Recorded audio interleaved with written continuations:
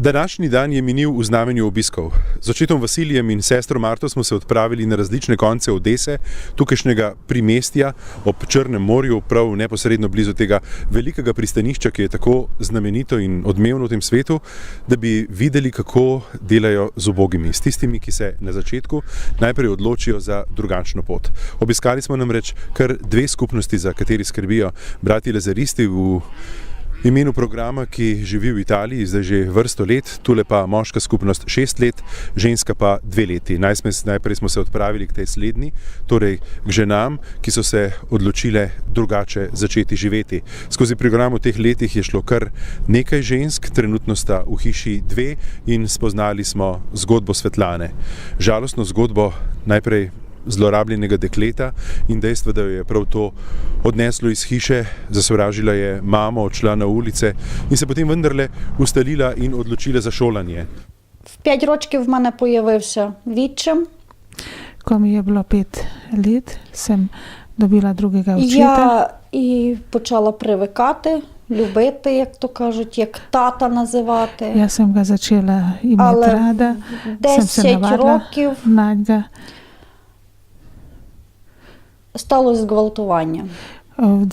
Ko mi je bilo 10 let, me je posilil. З того моменту в мене був страх Z tega розказати мамі. Я розказала бабусі. me je bilo strah povedati І коли mami. про це дізналася моя мама, Sem to вона мені povedala, не повірила. бабиці. Вона сказала, що я видумую. ko je mama to slišala, mama mi ni verjela, je І rekla, з da того моменту в мене si якась izmišljujem. ненависть до мами пішла. No in od В мене tistega був časa страх до мужчин. sem začela čutiti sovraštvo do mame in strah pred moškimi. Pripovedovala je zgodbo, ki je bila polna solza, polna gneva, tudi misli na samomor, pa vedno znova tudi vrnitve domov, k mami. To je bila zgodba življenja, zgodba dekleta, ki se kljub vsem bolečinam, kljub sovraštvu do mame, zaradi njenega nerazumevanja in nesprejetosti, zaveda, da je ona tista, ki je dala življenje. Але коли я вже відчула, що я вже, напевно, на самому більшому низу, і одною ногою я вже в ту пропасть, Ko sem to nekako коли я razumela, була в компаніях, і da sem čisto že na dnu, da sem z eno nogo v prepadu. я от страх, алкоголь, Strah, суїциди в мене були, я не боялась тої смерті, no, як sem я побачила hotela, наркотики. От. strah, alkohol, mamila,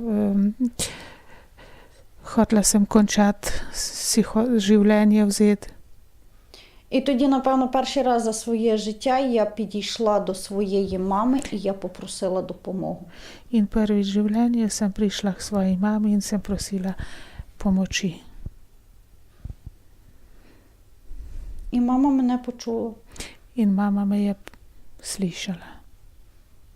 Хоча я знаю, вона завжди за мене молилась, вона завжди в мене вірила. Jaz vem, І вона Да, чекала. ona je vedno zame molila, da je upala, verjela mame in ona je čakala. Чекала мого навернення. Čakala je, da se bom spreobrnila. In z roba med življenjem in smrtjo, ki ga je obiskala nekajkrat, se je odločila za skok nazaj, v polno življenje in v ljubezen. K življenju in ljubezni, ki jo uči tukajšnja skupnost, v kateri so odvisniki in v kateri odvisniki skozi 2 leti trdega reda, discipline, pa tudi molitve in spoštovanja samega sebe, svojega dela in drugih znova zaživijo. Дякую. Дякую Богу, дякую Danes lahko rečem моїм hvala рідним, які в мене Bogu, вірять до hvala сих пір. tistim, Дякую моїм domačim, діточкам. ki verujejo vame, hvala mojim otrokom. Od zgodbe, ki je temeljila predvsem na ljubezni do otrok, zdi se nama, da je Svetlana pravzaprav skozi vse šla in se za dobro odločila prav zaradi tistih, ki hodijo za njo, zaradi svojih 3 otrok, smo odšli pa v drugačen svet, v sam center mesta Odesa in k brezdomcem, ki jim služijo lazaristi. Obiskali smo nepredstavljive razmere za našo misel. V naših akcijah dobroti dajemo glas in v naših spoznavanjih misijonov smo pravzaprav že vajeni različnih pretresljivih prizorov, no in tole, kar zdaj z Izidorjem srečujeva v Odesi, je spet nekaj, kar nagovori srce, ki morda želi pomagati.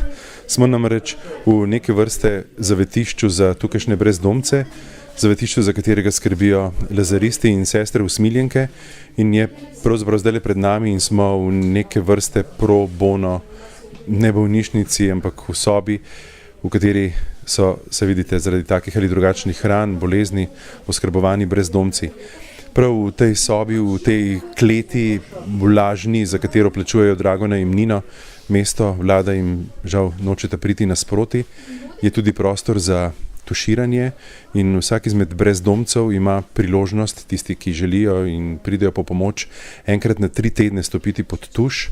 Preveč jih je, da bi njihovi bojlerji tukaj zmogli toplo vodo za vso to množico brezdomcev, ki imajo čez zimo tudi že zavetišče, za ženske na ulici pa se trudijo prav v teh dneh, zato da bi dobili en prostor, da bi lahko kupili nekaj, kamor bi se tudi one lahko umaknile. Skozi mrzlo zimo, ki tule v Odesi, čeprav smo ob Črnem morju, vseeno lahko vzame tudi življenje v hladnih nočeh. Tako da je to zdaj središče tistega, čemur služijo sestre usmiljenke in lazaristi. Prav oprijemljive stvari v kleti iz umazanega mesta, stopiš po strmih stopnicah navzdol v prav res vlažne prostore, ki pa so videti prijazni in prijetni, tako da verjamem, da tisti, ki so jim namenjeni, radi pridejo sem in to je res tisto, kar je Vincenci Pavlski želel, služiti ubogim in za uboge.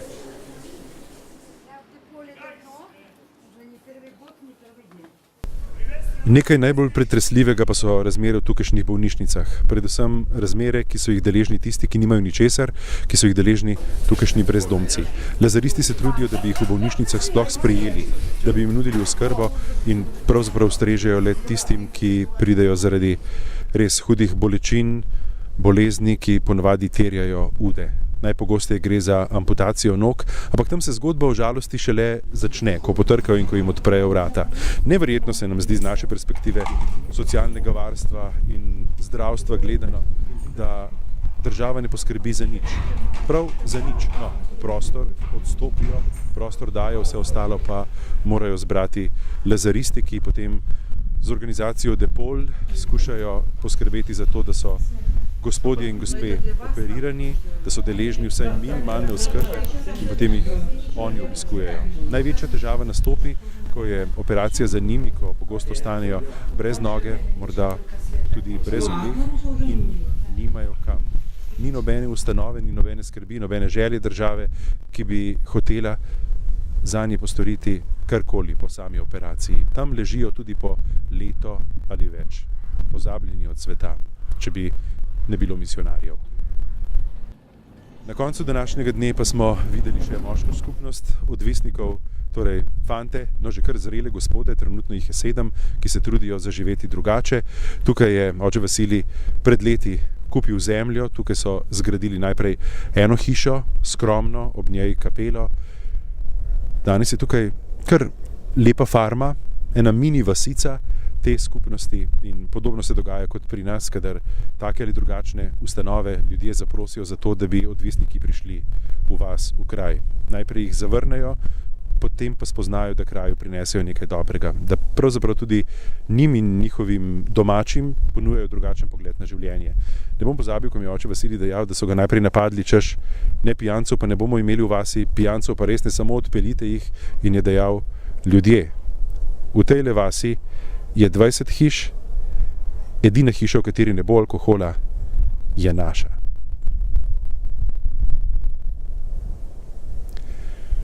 To je bil res dan, ki je pokazal 2 zelo različna obraza Ukrajine in Odese, kajti med potjo od enega k drugemu cilju smo se srečali tudi z bleščeče obnovljenim in skrbno vzdrževanim centrom, starim delom Odese, ki si želi tudi turizma. Ja, tam zlato, tukaj blato, iz katerega uspešno plezajo ven, prav zaradi dela misijonarjev.